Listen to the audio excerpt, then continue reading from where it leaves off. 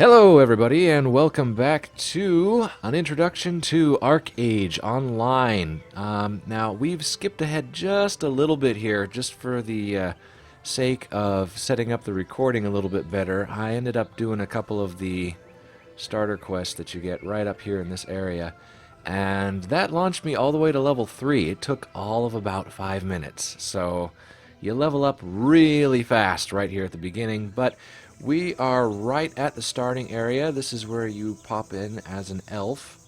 I appear to have somehow managed to goof up my inventory. There we are. Or not my inventory, my interface. So here we are in the elven starting area. So, this is going to be mostly your standard fare for MMORPGs. You've got your movement with your WASD keys. It moves you like this. There's your A and D and forward and backward with W and S. If you are right-clicking with your mouse, you can move your camera around. Left-clicking does the same. In fact, I don't actually know if there's any difference. There's left-click, right-click, and that's all the same.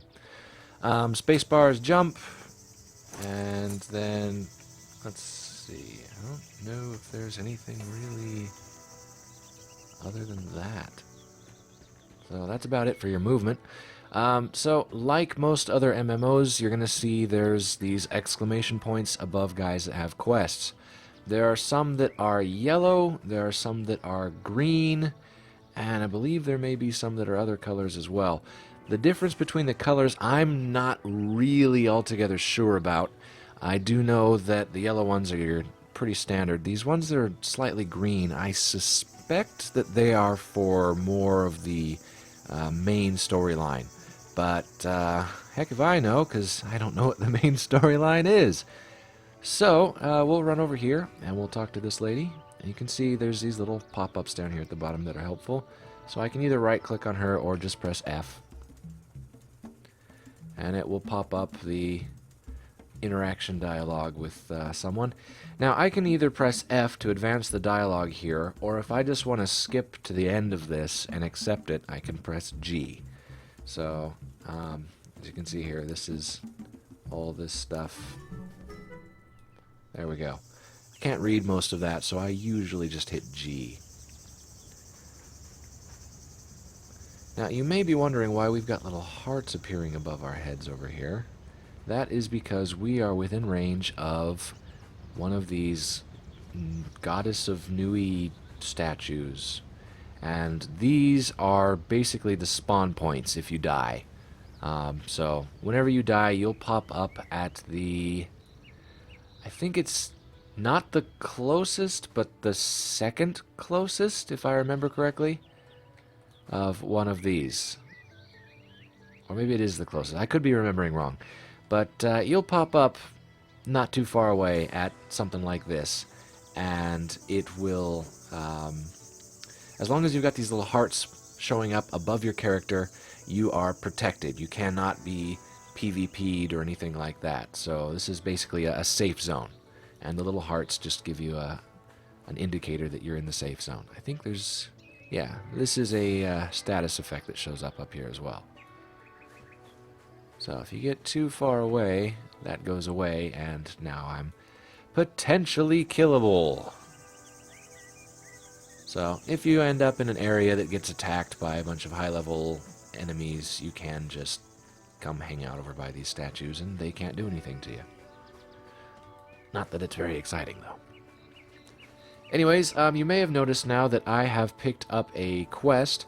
I have got a quest on my tracker bar over here, as well as there's this little arrow at my feet. And what that arrow pertains to, as you can see here, there's a red 1 showing me that this is tracker slot number 1. And so I get a red 1 for an arrow down here as well. And if you look up here on the map, there's a red 1 up there. So you can see where I am, this little circle here. And this red 1 is telling me where I need to go. So if I move around, that will stay there. pretty much regardless of what it's on, which actually gets kind of funny at points because it kind of just paints whatever it's on. Other things that end up on my tracker bar here will be different colors, so I'll have different numbers and colors for every arrow, and sometimes you'll end up with a whole rainbow at your feet. But it is pretty handy, so for people that don't really quite understand what's going on, like myself, it does kind of just show you, hey, look, dummy, you're supposed to go this way and go talk to this thing or do something with whatever, and it points right at it, so it's very, very handy. If not a little bit distracting, but you kind of get used to them and just start ignoring them after a while. This little book over here is a home point. So if you come up and use this, I have just now set my home point to this spot. And that pertains to this, I believe, is the spell right here. So every 30 minutes you can use this, and it will teleport you to wherever your home point is. That can be handy if you're out doing quests or something, or just exploring, and you're a long ways away from home, and you've got yourself built up in a nice area with your home point set there. These are all different options for that, but generally speaking, I've found I don't use it all that much. You don't do a lot of teleporting in this game. You do a lot of traveling on foot or on your mounts or what have you. So there's not a lot of teleporting. Some of the other stuff we've got down here, we've got our sprint ability, which they've changed now, and you can use it from level 1. It used to be it only unlocked once you hit level 5, and you'll see me using this in just a little bit. It's very, very handy, especially right here at the start of the game when you don't have a mount or anything. We've also got our musical instrument. You will get a flute or a lute. Yes, I know there's one letter difference, depending on the class that you start with. So classes that are a little bit more mana-oriented or magic-based are going to get the flute. When you play the flute, as you saw, there's that circle effect. Allied players in that area will restore a little bit of mana points. And otherwise, if you've got the lute, it does basically the same thing, only it restores a little bit of your health points, your HP. So, very handy. If you want to, you can swap them out. Yeah, this is it right here. I'm able to just unequip that and put in a lute if I wanted to. This is my gear window. This is kind of a nifty thing. You can, well, okay, I'll just take my top off there for everyone's enjoyment. So you notice that this has got a little arrow next to it here. I can click on that, and anything that I have that's compatible with that slot on my character will pop up in this little window here. So I can just click on that instead of having to do ye olde pop open my inventory and click and drag it over. So same if I take off my boots. No, I'm not taking off my pants. There you go. So pretty simple. The game is very, very freeform when it comes to your class and weaponry. You can use any weapon you want. You can wear any armor you want, regardless of your class. You could be a mage running around with a two-handed broadsword and a full suit of heavy armor, if you really wanted to. The downside is, though, heavy armor and stuff is not going to provide beneficial stats for mana users. So really, it's your gear and such that determines how your character is spec'd, more so than just picking any arbitrary class and sticking with it. So on that note, though, you're pretty free to change things up however you feel like it, whenever you want to.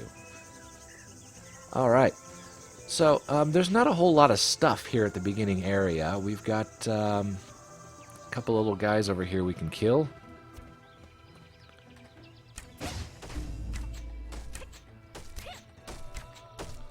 Notice I'm not actually auto-attacking here. I am just spamming my kill button. My kill button. That'd be a nice button, eh? My attack button. which is 2 down here. And then when I'm looting stuff, I can either press F to just loot everything, or G to pop open the loot menu. Okay, so that's about it for this area. There's not a whole lot of stuff right at the start. You're going to want to move on in the quest line, and most of the quests at the beginning are designed to kind of give you a feel for how the game works. There is a well right here. I do recommend keeping a supply of water in your inventory. You can carry pretty much as you want of water, but it'll come in handy later on.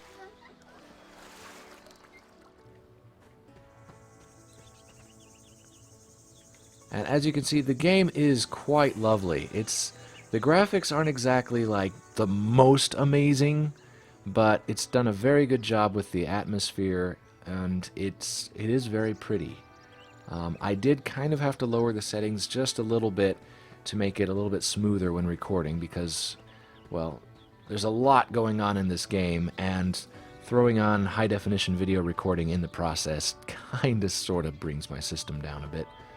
But, yeah, as you can see, you've got quite a long view distance, and all of this is actually there. There's not just a skybox or anything like that. Those mountains you see way in the distance, you can go there. You could probably find some way of getting up on top there and jumping and gliding off if you've got a glider on you. And we'll cover that a little bit later too. But alright, another thing that I just went past, most starting areas for any race are going to have something like this. It's a little totem or a statue or a pillar or whatever, and this is a speed boost. So if I right click on that, now I can run fast.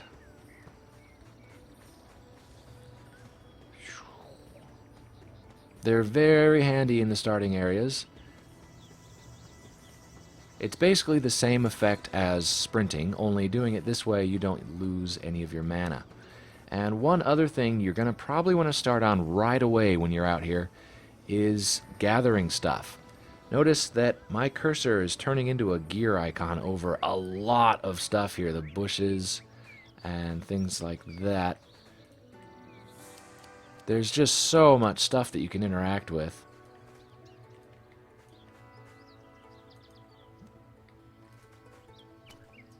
Turn on the lights. I'm not quite sure what the point is of these bushes.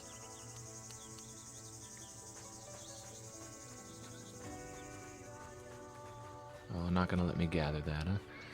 But you're going to find yourself, as you're running around, you're just constantly mousing over everything, trying to see if it's something that you can harvest. And there's just huge amounts of stuff that you can harvest in this game. From mining things to... well, like you saw me earlier picking up water out of the well, to foraging, harvesting crops, interacting with livestock, you name it. There's just so much stuff.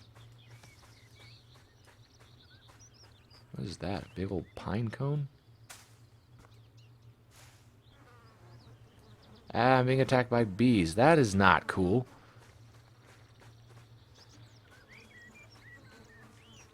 Okay, I thought I'd come back, but apparently... Okay, it's gone. You'll just be doing this as you run around, looking for stuff to interact with. Like these are all those same bushes.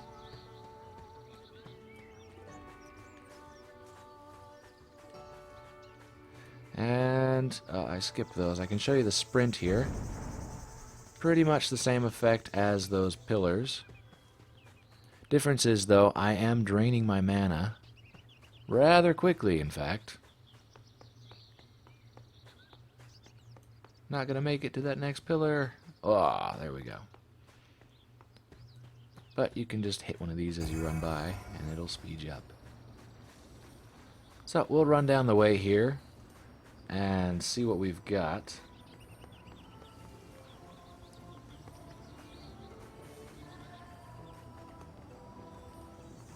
Now, another thing to notice is notice the color of the names above enemies' heads. Or not enemies, but NPCs in general. These guys are orange. There's also yellow. And none around here, but there's also green. Green is usually other players. So, amazingly enough, I don't have any other players around me right now. Yellow is usually reserved for NPCs, and it's kind of the neutral color. So green is your allies, yellow is your neutral, orange is enemies that you can attack or fight. I mean, I'm not going to pull out a fight with this guy here. As you can see, my weapons are not enabled. If I target one of these guys, I can attack them. However, they are not aggro. So they won't attack me if I'm just running by.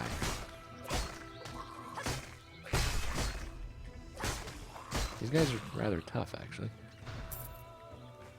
So notice I can just run right up to this thing. Hey, how you doing? They will pay attention to you, though.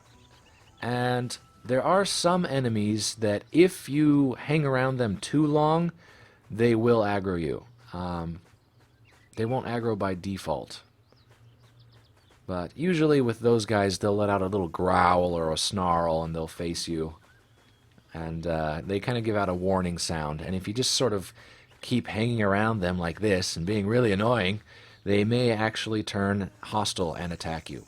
And then, of course, enemies that have a red name above their head, there's none right around here, it looks like. But enemies that are red will attack you on sight. So as you can see here, I'm just kind of wandering around grabbing a bit more stuff. Oh, whoop. Okay, as you can see, I've run up to this tree here, and I've got this F icon with the up arrow, and that is to allow me to climb.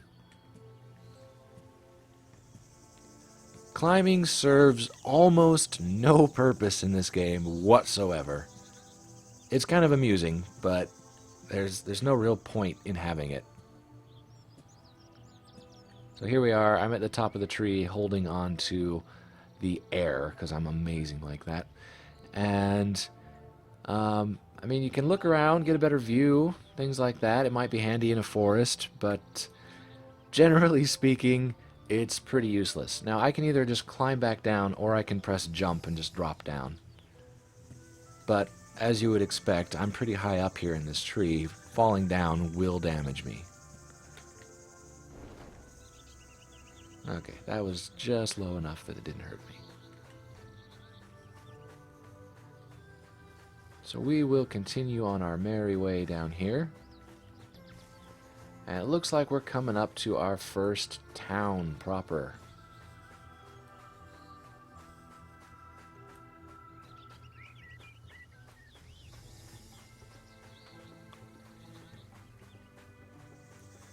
I think these are not actually player houses, but they look a lot like what player houses look like.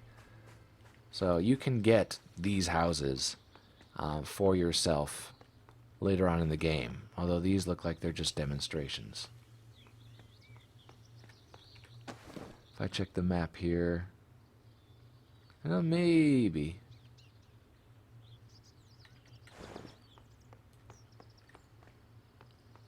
You can see this is kind of what a player's garden looks like.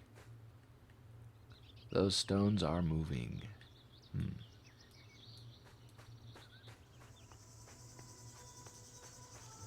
And don't mind, there's a few graphical glitches that I've been getting just with the last patch, it seems. That, like the road texture. In some places it's perfectly fine, like so, but in other places they just kind of blurred it.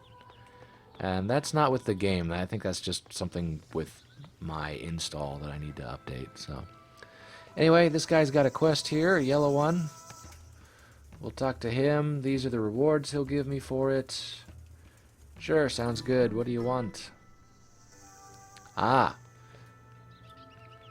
So now I've got this bundle on my back. This is probably one of those go here and help build quests. If you're building a house, it's going to look something like this.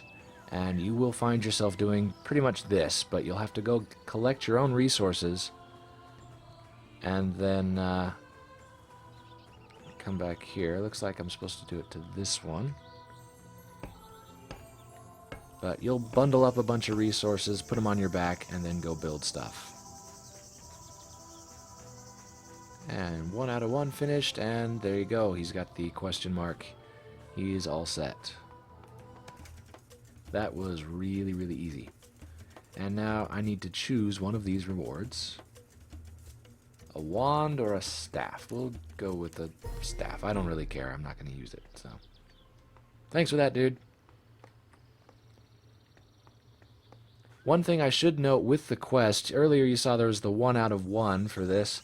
There are a lot of quests in this game that you can either over or under complete. Not all of them, but for example, if you're told to go collect 10 of something, you can either collect just the 10 like normal and then the quest is just finished, or you can collect more than that, and I believe it goes up to 50% more than what you were asked.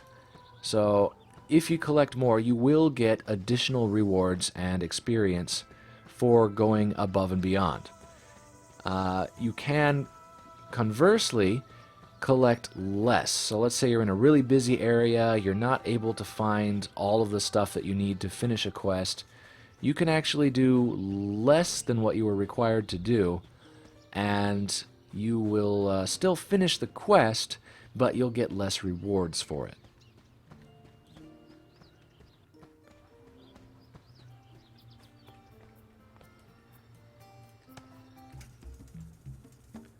And they're giving me a Nui tier coin, which is very good.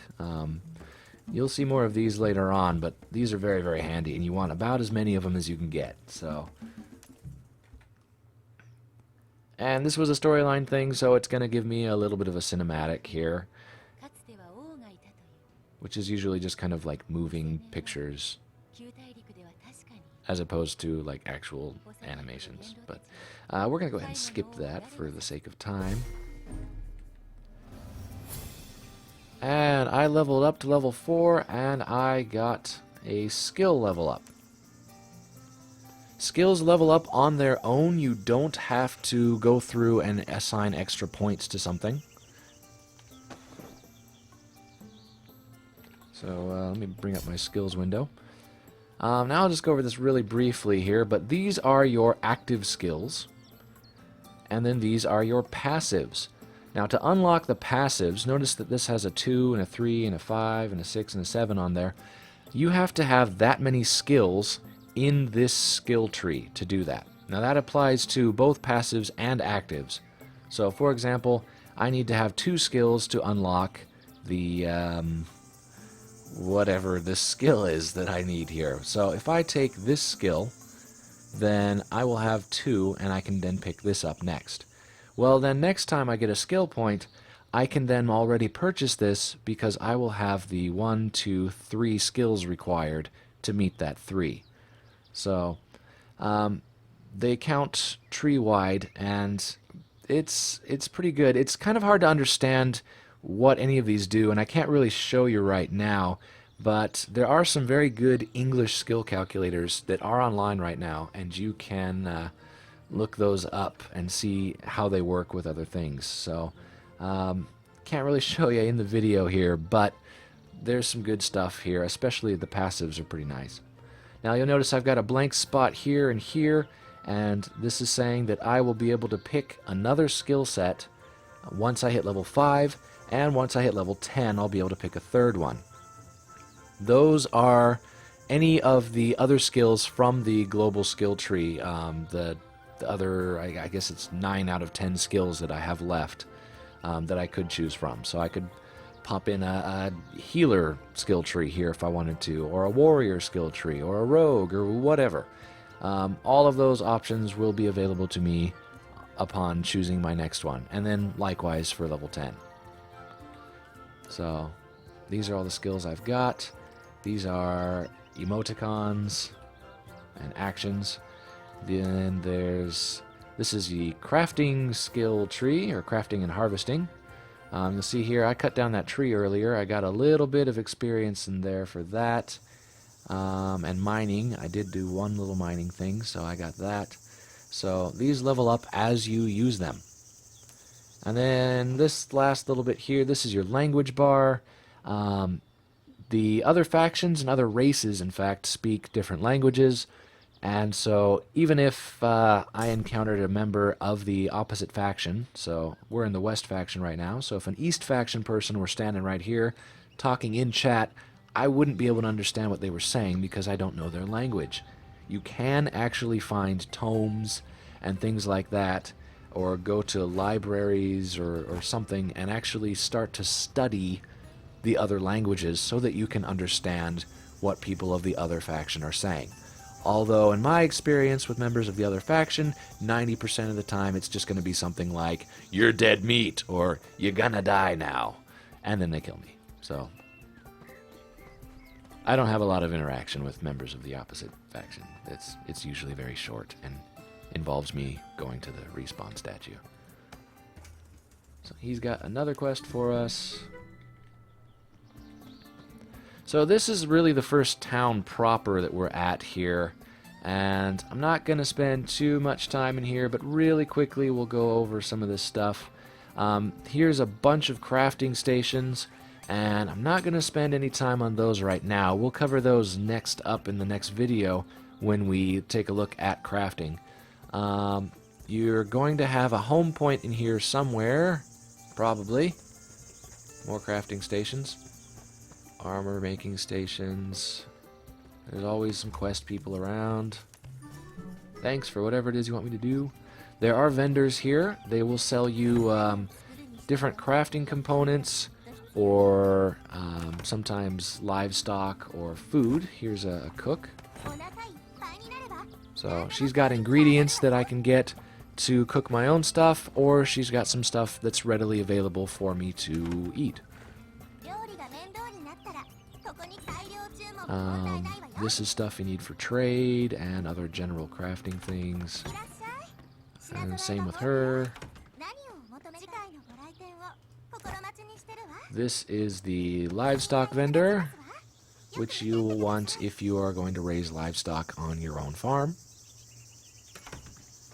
This guy sells furniture recipes, not the furniture itself, but the stuff that you need to make the furniture. It's plans.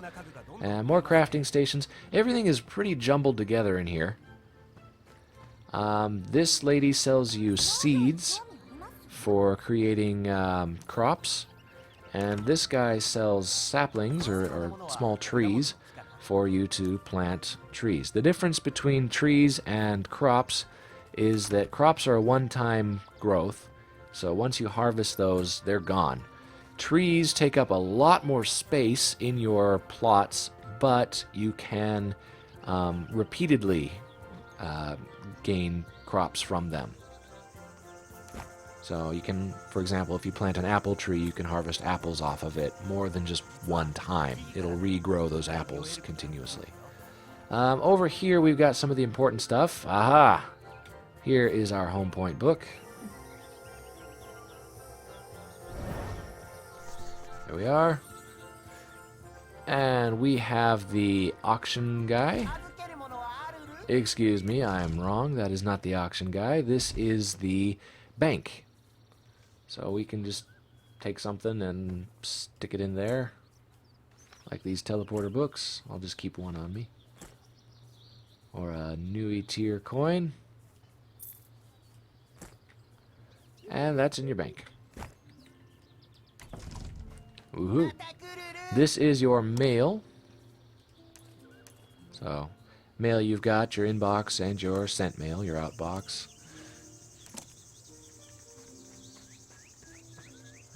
Usually there's a portal around here to Miracle Island, and standing right next to the portal is almost always an auctioneer. This shady looking guy here is your skill reset guy. And I'm not sure, but I think that's saying that I need to have all of my skill trees unlocked in order to do that. But you can come back in. If you just pay this guy's fee, you'll be able to reset your skills. So if you pick something you don't like, you can undo it or pick something else instead. Even back to your base class, so you can completely reset your character. So I'm not seeing the portal. This is the pet revive guy, so if your mount is killed in battle, you can come back here and revive it. You do need to do that. If your mount dies, it's bad news. And this thing, when you see these, despite it being a big axe, it's not anything to do with lumberjacking or anything like that. These are just straight up grind quests. So I pick this up. It wants me to kill 5 of whatever, probably these harpy looking things up here. Yes, that is what those are. So it wants me to go kill 5 of those. And those you don't turn in. You just automatically get the rewards once you finish them. So they're just straight up go kill X amount of creatures. And for whatever reason they gave them special markers. But there's no turn in or anything like that. You're just done with it when you're done with it. So there's the blacksmith. He doesn't sell you armor. He actually sells you stuff to harvest or break down items that you've got. These guys are your armor and weapons dealers here. Now things might seem a bit expensive right now, but that's because we're noobs and we don't have a lot of money. Another thing to pay attention to is, notice if I right click on this guy, it just brings up the store, but he's got 2 icons down here. The second one here, if I click on that, it allows me to repair items. So pay attention when you run up to somebody. They may have more icons down here that you just don't notice. So just running up and right clicking on somebody isn't always the best option. So same with this guy. He's got the same thing. He repairs as well. But if I right click on him, it just pops up the store by default. So right clicking on guys just performs like the default action.